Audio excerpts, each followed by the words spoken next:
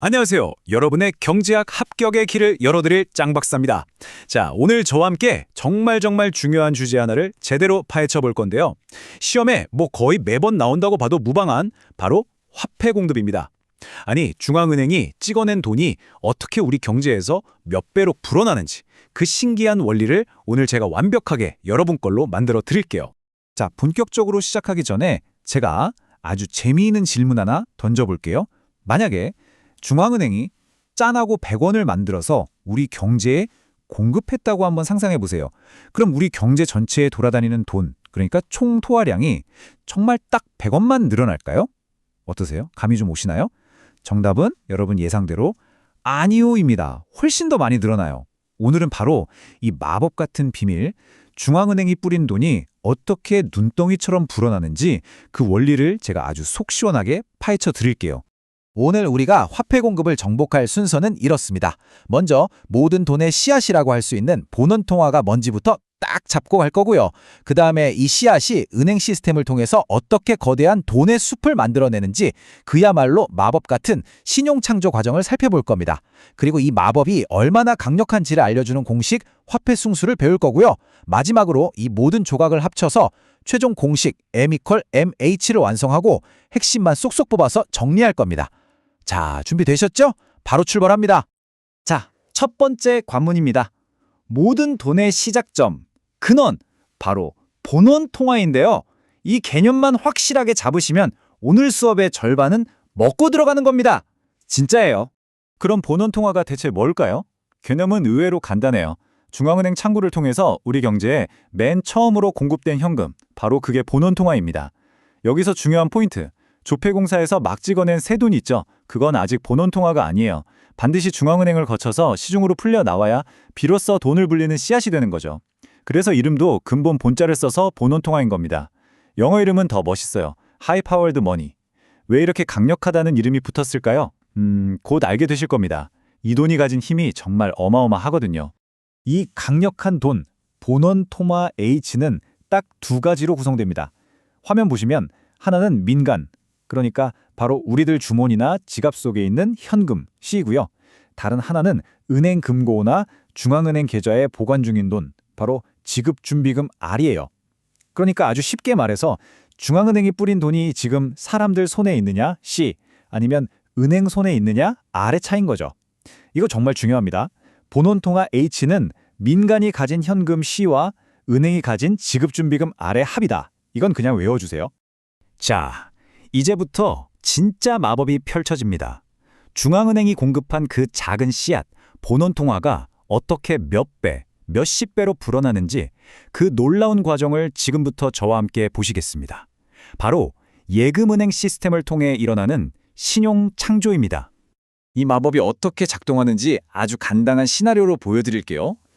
자, 제가 장롱 깊숙이 숨겨뒀던 비상금 10만 원을 드디어 꺼내서 A은행에 예금했다고 칩시다. 이렇게 은행 시스템에 처음으로 들어온 돈을 본원적 예금이라고 불러요. 자, 그럼 은행은 20만 원에 전부 쓸 수 있을까요? 아니죠. 법으로 정해진 비율, 법정 지급 준비율 Z만큼은 만약을 대비해서 꼭 남겨둬야 합니다. 여기서는 이 비율을 20%라고 가정해 볼게요. 그리고 한 가지 더. 계산을 쉽게 하기 위해서 은행에서 대출받은 돈은 현금으로 안 쓰고 100% 전부 다른 은행에 다시 예금한다고 우리끼리 약속하는 거예요. 우리가 지금부터 보게 될 이 놀라운 과정이 바로 신용창조입니다. 말 그대로 없던 신용, 없던 돈을 창조해내는 과정인 거죠. 은행이 예금 받고 대출해주고 그 대출금이 또 다른 예금이 되고 이걸 계속 반복하면서 제가 넣은 10만 원이 나중에는 20만 원, 30만 원 그 이상으로 불어나는 마법. 어떻게 이게 가능한지 자, 눈 크기 뜨고 따라와 보세요. 자, A은행의 장부를 한번 슬쩍 들여다볼까요? 제가 10만 원을 예금했으니까 은행 입장에서는 나중에 저한테 돌려줘야 할 빚, 즉 부채가 10만 원 생긴 셈이죠. 그럼 은행은 20만 원을 그냥 금고에 모셔둘까요? 천만에요. 아까 약속한 지급준비율 20%, 그러니까 2만 원만 지급준비금으로 딱 떼어놓고 나머지 8만 원은 돈이 필요한 다른 사람에게 바로 대출해줍니다. 그래야 이자 수익을 내서 은행도 먹고 살죠.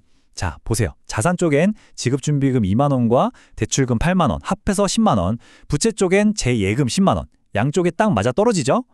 자, 여기서부터가 진짜 하이라이트입니다.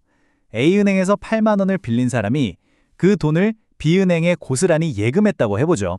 그럼 B은행 장부에 새로운 예금 8만 원이 딱 찍히겠죠. 그럼 B은행도 가만히 있을까요? 아니죠.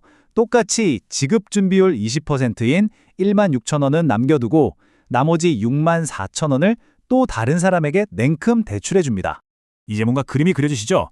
B은행에서 대출된 6만 4천 원은 또 C은행에 예금될 거고요. C은행은 또 그 돈의 80%를 대출해 주겠죠.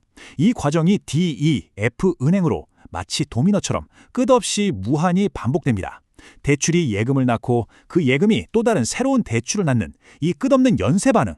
바로 이게 신용창조의 심장 박동 소리입니다. 그렇다면 이 과정이 끝까지 반복됐을 때 제가 처음 넣었던 돈 10만 원은 과연 총 얼마까지 불어날까요? 여기 아주 간단하면서도 강력한 공식이 있습니다. 바로 최초 예금액에다가 지급준비율의 역수를 곱해주는 거예요. 지급준비율이 20%, 즉 0.2잖아요? 0.2는 분수로 5분의 1이니까 그 역수는 5가 되겠죠? 자, 그럼 최초 예금 10만 원에 5를 곱하면 와, 무려 50만 원이 됩니다. 제 돈 10만 원이 은행 시스템 안에서 빙글빙글 돌면서 5배로 뻥튀기가 된 거예요.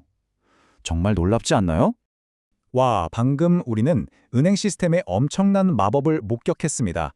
이제 이 마법을 조금 더 정교하게 그리고 좀 더 현실적인 공식으로 다듬어 볼 시간이에요. 여기서 드디어 등장하는 개념이 바로 화폐 승수입니다. 경제학에서 화폐 공급을 이야기할 때 이 공식 하나만 알면 끝난다고 해도 과언이 아닙니다. 바로 M은 MH. 여기서 대문자 H는 뭐였죠? 그렇죠. 중앙은행이 직접 공급하는 씨앗돈, 본원통화입니다. 그리고 대문자 M은 우리 경제 전체에 돌아다니는 최종돈, 총통화량이에요. 그럼 그 둘을 연결해주는 저 소문자 M은 과연 뭘까요? 이게 바로 오늘의 주인공, 화폐 승수입니다. 중앙은행이 뿌린 씨앗 H가 화폐 승수 M이라는 마법의 비료를 만나서 얼마나 큰 나무 M이 되는지를 보여주는 거죠. 다시 한번 딱 정리하고 넘어가죠.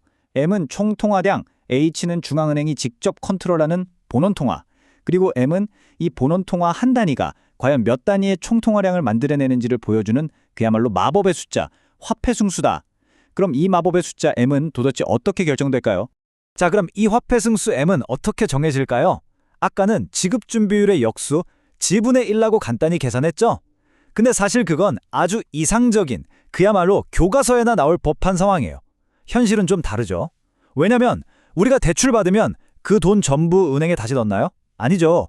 일부는 지갑에 현금으로 갖고 다니잖아요. 바로 이렇게 은행 시스템 밖으로 새는 돈까지 생각해야 진짜 현실적인 공식이 나오는 거죠. 바로 이겁니다. M은 K 플러스 Z 분의 1 플러스 K. 와, 보자마자 이거 좀 어려운데? 싶으시죠?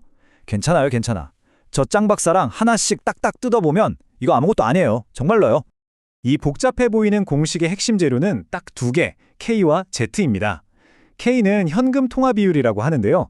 아주 쉽게 말해서 우리 민간이 얼마나 현금을 좋아하는지를 나타내는 지표예요. 난 카드 싫어, 무조건 현금이야 하는 사람이 많을수록 K가 높아지는 거죠. 그리고 Z는 우리가 이미 배운 지급준비율입니다. 은행이 대출 안 해주고 금고에 묶어두는 돈의 비율이죠. 그럼 이 K와 Z가 커지면 화폐 승수는 어떻게 변할까요? 이 표가 아주 명쾌하게 보여주네요. 먼저 사람들이 현금을 너무 좋아해서 K가 높아져서 돈을 은행에 안 넣고 자꾸 지갑에만 넣어두면 어떻게 될까요? 당연히 은행이 대출해줄 돈이 줄어드니까 신용창조의 힘이 약해지겠죠. 그래서 화폐 승수 M은 감소합니다.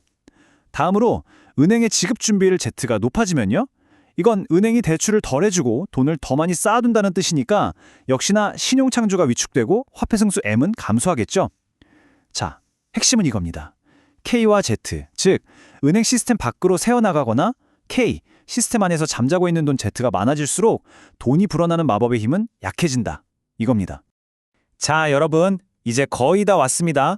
지금까지 배운 퍼즐 조각들을 하나로 착착 맞춰서 화폐 공급이라는 아주 멋진 그림을 완성해 보고요. 시험에 나올 핵심 내용들만 다시 한번 완벽하게 정리하고 끝내겠습니다. 자, 오늘 배운 내용의 엑기스만 쫙 뽑아서 정리해 봅시다. 이 흐름 하나면 오늘 수업은 완벽 마스터입니다. 첫째, 우리 경제의 총통화량은 M은 중앙은행이 뿌린 씨앗돈, 즉 본원 통화 H에서 출발한다. 둘째, 이 씨앗은 은행 시스템을 거치면서 신용창조라는 마법을 통해 뻥튀기 된다. 셋째, 얼마나 뻥튀기 될지는 화폐승수 M이라는 녀석이 결정한다. 넷째, 이 화폐승수는 사람들이 현금을 좋아할수록 K가 상승하고 그리고 은행이 돈을 안 빌려줄수록 Z가 상승하자가 진다. 그래서 최종적으로 완성되는 공식이 바로 뭐다? 화폐 공급은 화폐승수 M 곱하기 본원통화 H다. 이 스토리만 기억하시면 화폐 공급 절대 틀릴 일이 없습니다. 여러분, 오늘 내용 어떠셨어요? 공식도 나오고 해서 조금은 머리 아프다 하셨을 수도 있어요. 하지만 꼭 기억하세요. 경제학은 정말 정직한 과목입니다. 여러분이 쏟은 노력과 시간을 절대로 배신하지 않아요. 오늘 배운 내용이 지금 당장 완벽하게 와닿지 않아도 괜찮습니다. 좌절하지 마시고 꾸준히 반복해서 보고 또 보세요. 그러다 보면 어느 순간 이 모든 개념들이 하나로 쫙 연결되면서 이거였구나 하고 무릎을 탁 치는 순간이 반드시 옵니다. 그때까지 절대 지치지 마세요. 이 짱 박사가 언제나 여러분 곁에서 힘껏 응원하고 있겠습니다.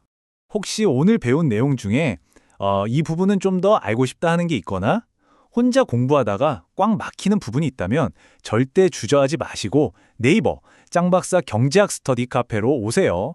거기에는 이미 수많은 선배들의 질문과 답변들이 보물처럼 쌓여 있고요. 저와 또 아주 유능하고 친절하신 우리 조교님들이 여러분의 질문을 두 팔 벌려 기다리고 있습니다. 혼자 끙끙 앓지 마시고 언제든 찾아오세요. 자, 그럼 오늘 수업은 여기까지 하겠습니다. 다음 시간에 더 유익하고 알찬 내용으로 다시 찾아뵐게요. 여러분 정말 수고 많으셨습니다.